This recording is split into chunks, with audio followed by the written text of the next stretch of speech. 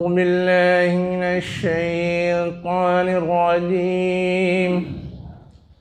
بسم الله الرحمن الرحيم. ولا يجرمنكم شنآن قوم أن صدوكم عن المسجد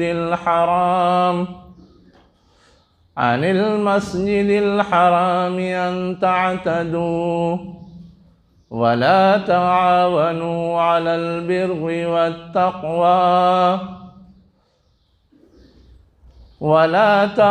وتعاونوا على البر والتقوى ولا تعاونوا على الإثم والعدوان واتقوا الله إن الله شديد العقاب. صدق اللہ العلی العظیم. شروع اللہ کے نام سے جو انتہائی مہربان ہمیشہ رحم فرمانے والا ہے. یہ سورہ مائدہ کی دوسری آیت کا ایک حصہ ہے جس میں اہل ایمان سے خطاب کر کے یہ کہا جا رہا ہے کہ کسی قوم کی دشمنی تمہیں اس بات پر آمادہ نہ کر دے کہ تم ان کے ساتھ زیادتی کرو، صرف اس وجہ سے کہ انہوں نے تمہیں مسجد حرام سے روک دیا تھا. ایک دوسرے کا تعاون کرو بر اور تقوی میں، اور تعاون نہ کرو گناہ اور زیادتی میں. اللہ سے ڈرو، بے شک اللہ سخت سزا دینے والا ہے. ہم اور آپ اپنی عملی زندگی میں ایک دوسرے کے مدد کے محتاج ہوتے ہیں. ہر ایک کو مدد چاہیے. اگر کسان ہے، کھیتی کرتا ہے، غلہ ہے اس کے پاس، لیکن صرف غلے سے اس کی پوری زندگی نہیں گزر سکتی. غلہ وہ بیچتا ہے تو اپنی دوسری ضرورتیں وہ پوری کر پاتا ہے مال حاصل کر کے، چاہے دوا علاج ہو، چاہے لباس ہو، چاہے مکان ہو. صرف غلے سے اس کی ضرورت پوری نہیں ہوتی. یہی معاملہ ہر ایک کا ہے. کوئی تاجر ہے، جب تک اسے گاہک نہ ملے وہ اپنی پوری ضرورت پوری نہیں کر سکتا. محتاج ہے وہ بھی. جب اس کا سامان بکے گا تو اپنی دوسری ضرورت وہ پوری کر پائے گا.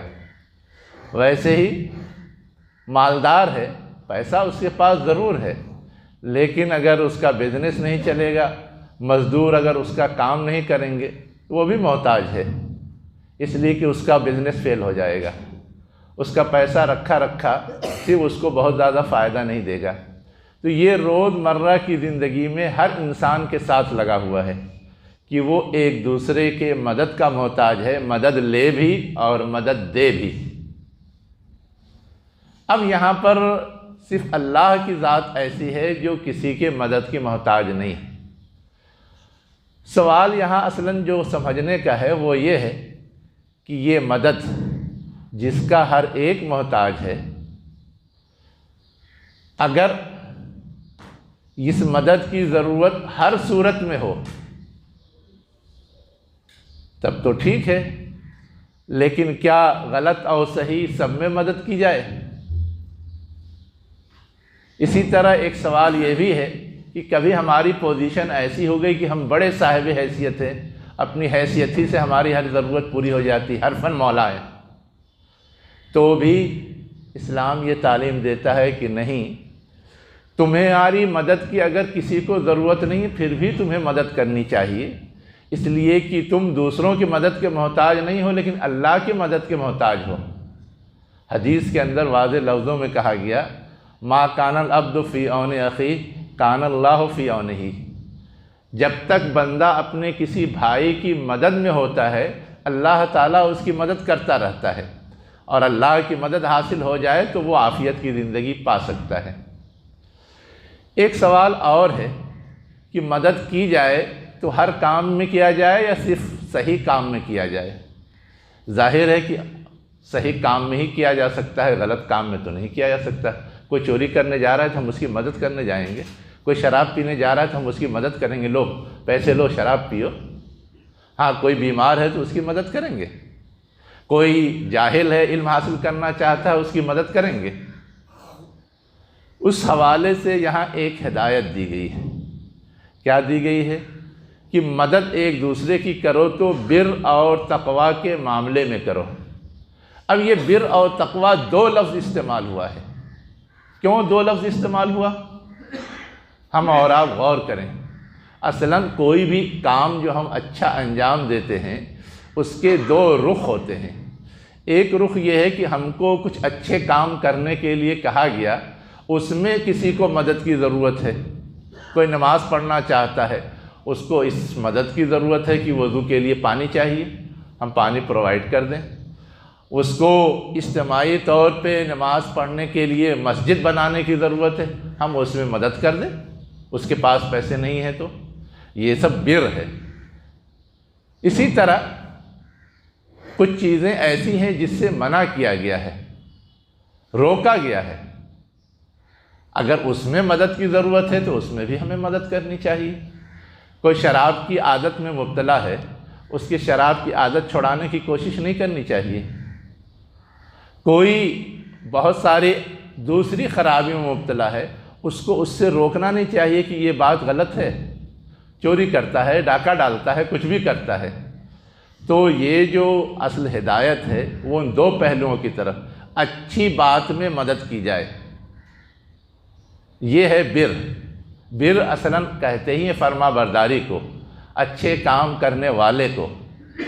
جو ماں باپ کا فرما بردار ہوتا ہے اسے بار یا بر کہا گیا ہے۔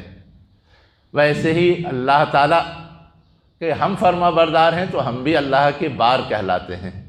تو یہ فرما برداری کے جو آسپیکٹ ہیں اس کے حوالے سے علی البر کہا گیا، اور جو منکرات ہیں، برائیاں ہیں، خرابیاں ہیں، اس سے رکنے کے لیے اگر کسی کو مدد چاہیے تو وہ تقویٰ کہا گیا۔ تقویٰ کے معنی بچنے کے آتے ہیں۔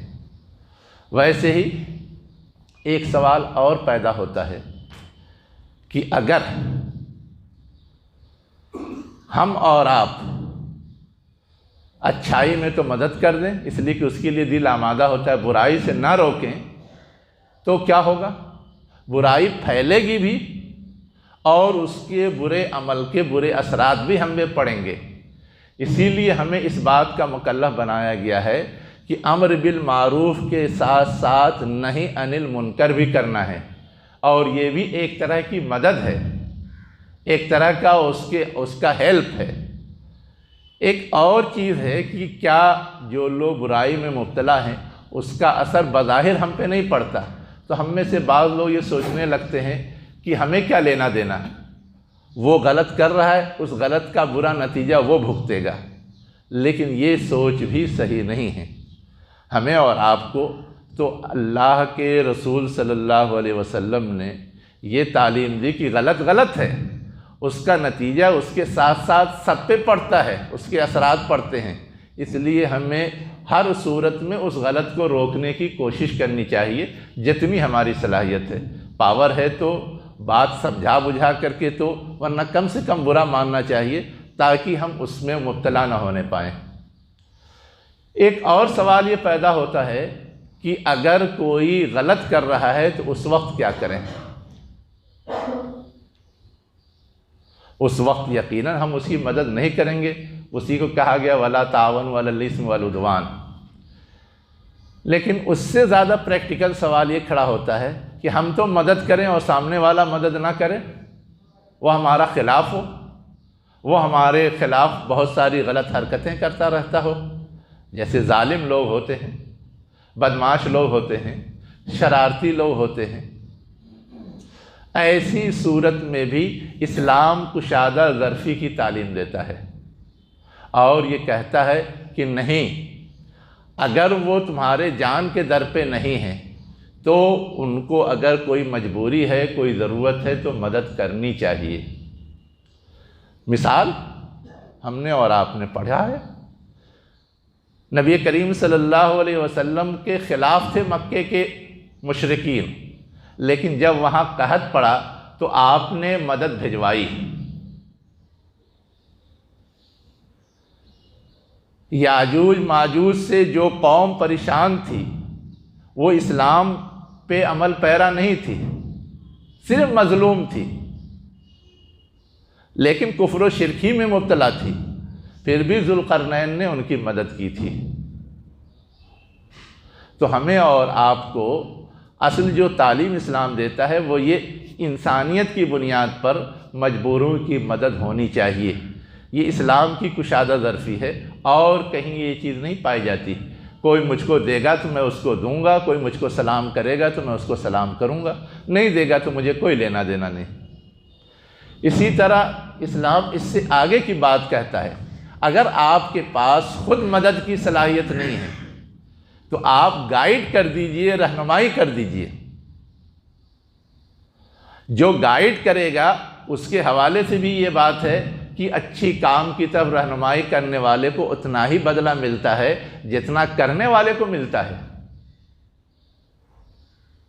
اور اس پہ روکا ٹوکا گیا ہے کہ ٹھیک ہے آپ کے پاس خود صلاحیت نہیں ہے، لیکن کسی کو آپ سفارش کر کے، ترغیب دے کر کے، تشویق دے کر کے بھی مدد کرا سکتے ہیں۔ کفار اور مشرکین کی یہ بری صفت بتائی گئی ہے، وَلَا يَحُضُّ عَلَىٰ طَعَامِ الْمِسْكِينِ، وہ مسکینوں کے کھانا کھلانے پہ ابھارتے نہیں ہیں۔ تو یہ ایک پہلو ہے جو ہمیں مزید جاننے کی ضرورت ہے۔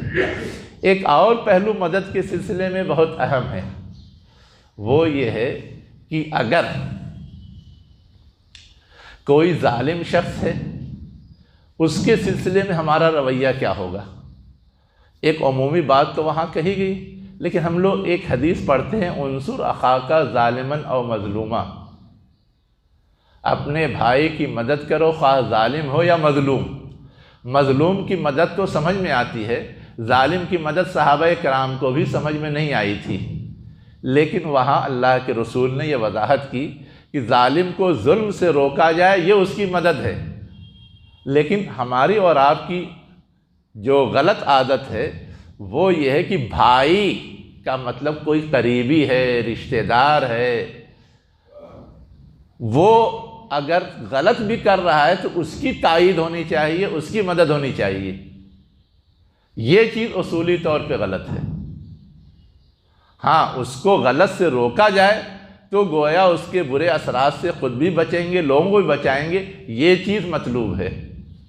اللہ کے رسول صلی اللہ علیہ وسلم نے ایک اور عجیب و غریب بات کہی کہ جو شخص کسی ظالم کی مدد کرتا ہے اس کے ظلم میں، وہ شخص دائرہ اسلام سے نکل جاتا ہے۔ تو ظالم کی مدد کرنا ہم کو تو اسلام سے دور لے جاتا ہے اور اسلام سے کاٹتا ہے۔ بعض احادیث میں تو ایسے لوگوں کو باغی بھی کہا گیا ہے، اس لیے کہ اصلاً ظالم تو باغی ہی ہے اللہ کا، اور اس باغی کی مدد کرنے والا بھی اسی زمرے میں اور اسی لائن میں شمار ہوگا۔ تو ہمیں اور آپ کو ان سارے پہلوؤں سے جو چیز دیکھنے کی ضرورت ہے کہ اچھے کاموں میں کرنے میں مدد دینی ہے، اگر مدد نہیں دے سکتے تو رہنمائی کرنی ہے، اگر وہ بھی نہیں کر سکتے تو برے کاموں میں مبتلا لوگوں کو روکنا ہے اور اس کی کسی قیمت پہ مدد نہیں کرنی ہے۔ ہم اور آپ اس آیت کے حوالے سے ایک آخری بات صرف سمجھ لیں، اس آیت کا نزول کب ہوا ہے؟ صلح حدیبیہ کے موقع سے اللہ کے رسول اور صحابہ کرام آئے تھے عمرے کے لیے، لیکن مکے کے لوگوں نے روک دیا تھا کہ آپ نہیں کر سکتے، یہ ان کا ظلم تھا۔ بعد میں جب مکہ فتح ہوا تو فطری طور پر اہل ایمان کے ذہن میں یہ خیال پیدا ہوا کہ انہوں نے ہم کو روک دیا تھا تو اب ہم ان کو بھی روک دیں کہ وہ خانہ کعبہ میں نہیں آ سکتے، یہاں اللہ کے لیے اپنے مراسم جو بھی بجا لاتے ہیں وہ نہیں بجا لا سکتے۔ اس پر اہل ایمان کو خطاب کر کے یہاں کہا گیا ہے کہ ان لوگوں نے تم سے دشمنی نکالی تھی، تم کو مسجد حرام میں نہیں آنے دیا تھا، اس کے جواب میں تم بھی دشمنی نکالو اور نہ آنے دو، یہ صحیح نہیں ہے۔ صحیح یہ ہے کہ اچھا کام کوئی بھی کر رہا ہے اس کی مدد کرو، اس کو وہ کام انجام دینے دو۔ اللہ کے رسول صلی اللہ علیہ وسلم کا جو اسوہ ہے وہ یہ ہے کہ جو لوگ لوگوں پر زیادتی کرتے تھے ان کو روکنے ٹوکنے کے لیے ایک گروپ بنا حلف الفضول کے نام سے. وہ ایمان پر نہیں تھا لیکن اس کے باوجود آپ نے اس کی مدد کی. اور آباد کی زندگی میں کہا بھی کہ آج بھی اگر کوئی ایسا گروپ بنتا ہے جو ظالموں کو روکنے کے لیے کوشش کرے گا تو میں ان کی مدد کروں گا. یہ نہیں کہ انہوں نے ظلم ڈھایا ہے تو ہم بھی ان کے خلاف کچھ ظالمانہ کارروائی یا بے اعتدالی